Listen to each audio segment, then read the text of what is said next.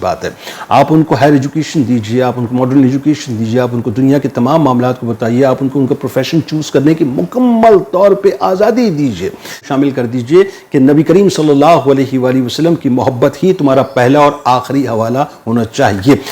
دنیا میں اس کی شہرت ہو, دنیا میں اس کی واہ واہ ہو, دنیا میں اس کی عزت ہو, اور دنیا میں وہ اپنا ایک بڑا مقام بنائے اور ہمارا نام روشن کرے, ہمارے قبیلے کا, ہمارے گھر کا. اصل کی طرف لوٹنے کے لیے کیا ہم دنیا کو مکمل طور پہ فراموش کر دیں؟ تو ایسا تو بالکل نہیں ہے. جو کچھ دیکھ چکے ہیں صاحب وہ الامان الحفیظ ہے. اب جو آنے والا دور ہے, جو میٹاورس کا دور ہے, ورچوئل ورلڈ میں جو کچھ بھی ہونے والا ہے,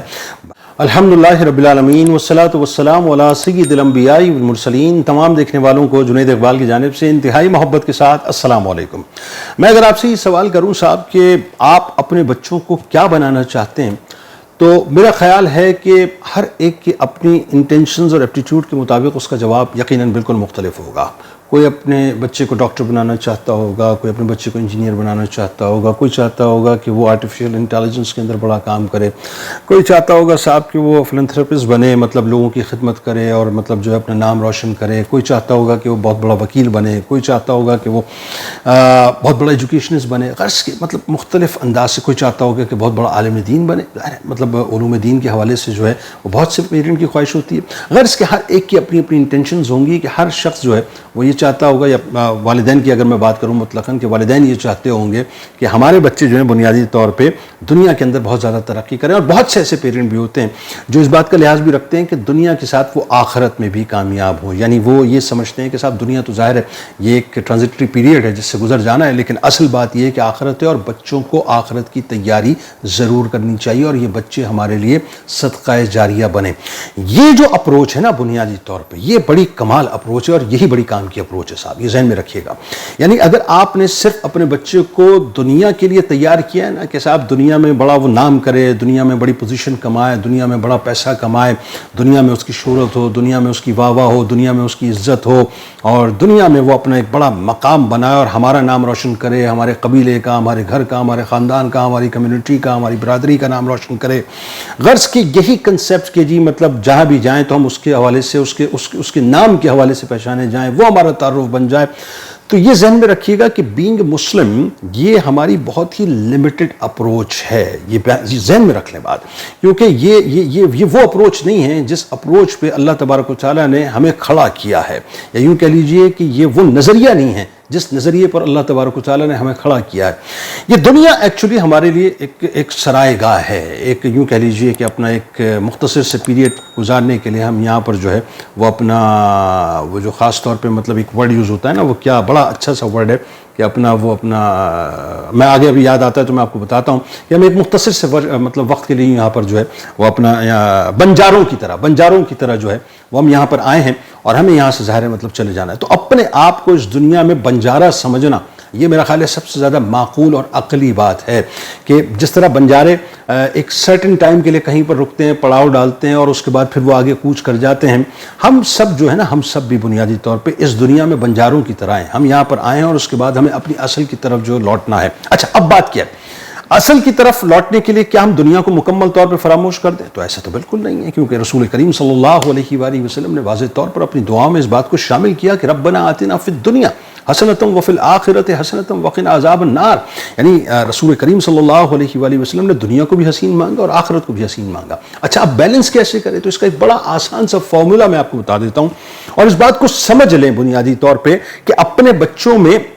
ان کی یوں کہہ لیجیے کہ سرشت میں اس بات کو انجیکٹ کریں, انڈکٹ کریں, اور ان کو یہ بتائیں کہ بیٹا اصل مقصد یہ ہے. دیکھیں, جس طرح سے رسول اللہ صلی اللہ علیہ وآلہ وسلم نے ہمیں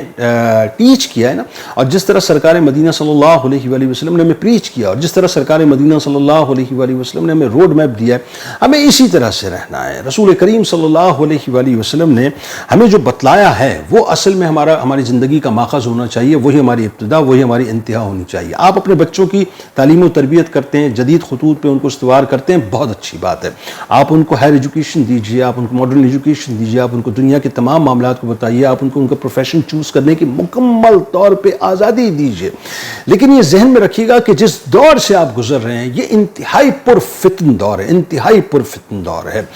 نظریات کا بہت زیادہ کلیش ہے، عقائد کا بہت زیادہ کلیش ہے، ایتھیزم بہت زیادہ بڑھتا چلا جا رہا ہے،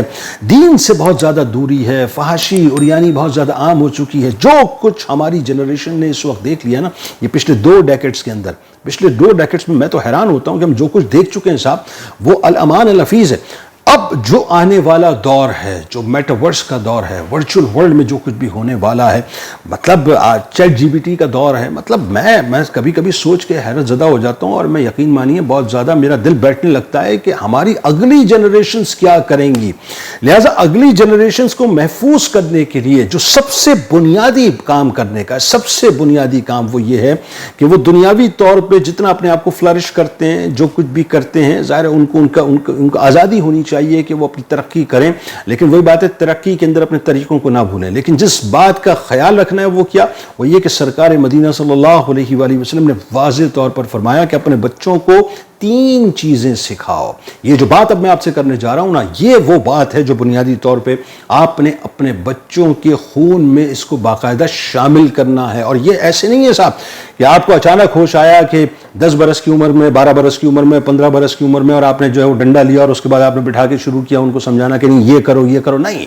بلکہ ذہن میں رکھیے کہ آپ کا بچہ دنیا میں آئے، دنیا میں آنے سے پہلے آپ کا ذہن بن چکا ہو اس معاملے میں، کیونکہ ماں کی ذہن کی، ماں کی تمام حرکات و سکنات کی، ماں کی گفتگو کی، ماں کیا سوچتی ہے، اس کے سارے اثرات اس کے آنے والے بچے پر ہوتے ہیں.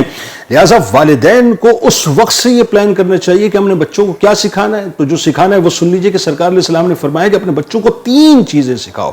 پہلی چیز تو یہ کہ اپنے نبی کی محبت. سرکار علیہ السلام نے فرمایا کہ جو پہلی بات، یعنی جو یوں کہہ لو کہ گٹھی کی صورت میں، یا یوں کہہ لیجئے کہ بچے کو مطلب جو ہے اس کے وجود کے اندر انڈیلنی ہے آپ نے، وہ بنیادی طور پہ نبی کریم صلی اللہ علیہ وآلہ وسلم کی محبت کو انڈیلنا ہے. اور آپ نے بچوں کو یہ بتلانا ہے کہ بچہ، تمہاری زندگی کا مقصد یہ ہے کہ نبی کریم صلی اللہ علیہ وآلہ وسلم کی محبت میں تمہاری زندگی کی ابتدا بھی ہونی چاہیے اور تمہاری زندگی کی شام بھی ہونی چاہیے. یعنی اس محبت کے آربٹ سے تمہیں کسی صورت میں بھی باہر نہیں نکلنا ہے. تم جیو بھی تو اپنے نبی کے لیے، تم مرو بھی تو اپنے نبی کے لیے. یعنی اللہ اور اس کے رسول صلی اللہ علیہ وآلہ وسلم نے جس مقصد کے لیے ہمیں بھیجا ہے، بنیادی طور پر وہ یہ ہے کہ نبی کریم صلی اللہ علیہ وآلہ وسلم کی ہم باقاعدہ اتباع کریں، ان کی پیروی کریں، ان کے اچھے سچے اور سچے فالوور بنیں. تو نبی کی محبت سب سے پہلے، یعنی وہ ہے نا کہ محمد کی محبت دین حق کی شرط اول ہے، اسی میں ہو اگر خامی تو سب کچھ نامکمل ہے. تو بچوں کو سب سے پہلے جو ہے یہ بتا دیجئے، بلکہ ان کی سرشت میں اس بات کو شامل کر دیجئے کہ نبی کریم صلی اللہ علیہ وآلہ وسلم کی محبت ہی تمہارا پہلا اور آخری حوالہ ہونا چاہیے. دوسری بات فرمائی نبی کریم صلی اللہ علیہ وآلہ وسلم نے اہل بیت کی محبت، یعنی رسول کریم صلی اللہ علیہ وآلہ وسلم کے اہل بیت کی محبت کو اپنے بچوں کی سرشت کے اندر مکمل طور پہ شامل کر دیجئے. ان کو یہ بتائیے صاحب کہ اس محبت کے علاوہ کچھ بھی نہیں ہے. یہی محبت ہے جو تمہاری ابتدا ہے اور یہی محبت ہے جو تمہاری انتہا ہے. یعنی اب میں اس کی مثال یوں دے دیتا ہوں آپ کو کہ اہل بیت کی محبت میں وہ اس حد تک آگے چلے جائیں کہ ان کو پھر کسی اور محبت جو ہے، کوئی اور محبت اس محبت کے اوپر ان کو اوور شیڈو کرتی ہوئی نظر نہ آئے. جو کچھ بھی ہے نبی کی محبت ہے اور اہل بیت کی محبت. اور تیسری بات سرکار علیہ السلام نے فرمائی قرآن کی محبت. آج سب سے بڑا مسئلہ یہ ہے صاحب کہ ہم بچوں کو دیکھتے ہیں کہ بچے جو ہیں وہ اپنا نیٹ کے اوپر پورا وقت ضائع کرتے ہیں، اپنا پورا دن ضائع کرتے ہیں، مختلف بکس پڑھ رہے ہوتے ہیں، یعنی وہ سبجیکٹس پڑھ رہے ہوتے ہیں، یا یوں کہہ لیجئے کہ اپنا وہ لٹریچر پڑھ رہے ہوتے ہیں جو ان کو کسی صورت بھی پے آف نہیں کرے گا، کسی صورت بھی پے آف نہیں کرے گا. علم حاصل کرنے کے لیے آپ اگر بہت سی چیزوں کا مطالعہ کرتے ہیں تو بہت اچھی بات ہے، لیکن یہ ذہن میں رکھیے گا کہ اگر آپ کی بیس، آپ کی بنیاد، آپ کی ابتدا اگر قرآن پاک نہیں ہے، اگر آپ کی گٹھی میں قرآن پاک نہیں ہے، اگر آپ کے بچوں کی گٹھی میں قرآن پاک نہیں ہے، تو پھر ذہن میں رکھیے گا کہ ان کی عمارت کی جو بنیادیں مکمل طور پہ کھوکھلی ہیں. لہٰذا کیا کرنا ہے آپ نے کرنا یہ ہے کہ اپنے بچوں کو اپنے نبی کی محبت گھول کے پلائیں، اپنے بچوں کو اہل بیت کی محبت گھول کے پلائیں، اور اپنے بچوں کو قرآن سے رغبت دلائیں، قرآن کی محبت گھول کے پلائیں۔ اور یہ کس وقت ہوگا؟ یہ اس وقت ہوگا، میں عموماً ایک جملہ کہتا ہوں کہ بچے وہ نہیں کرتے جو آپ کہتے ہیں، بچے وہ کرتے ہیں جو آپ کرتے ہیں۔ لہٰذا آپ کو خود آگے بڑھ کے اپنے بچوں کو اپنے ایکسپریشنز کے ذریعے سے، اپنے باڈی پاسچرز کے ذریعے سے، اپنی گفتگو کے ذریعے سے، اپنے جسچرز کے ذریعے سے یہ بتانا ہوگا کہ نبی کی محبت ہی کل ایمان ہے، اہل بیت کی محبت ہی کل ایمان ہے، قرآن کی محبت ہی کل ایمان ہے۔ اور پریکٹیکلی ان کو آپ کے گھر میں، ان کے اطراف میں نظر آنا چاہیے کہ ہماری تو صاحب ابتدا بھی نبی کی محبت ہے، اہل بیت کی محبت ہے اور قرآن کی محبت ہے، اور ہماری انتہا بھی نبی کی محبت ہے، اہل بیت کی محبت ہے اور قرآن کی محبت ہے۔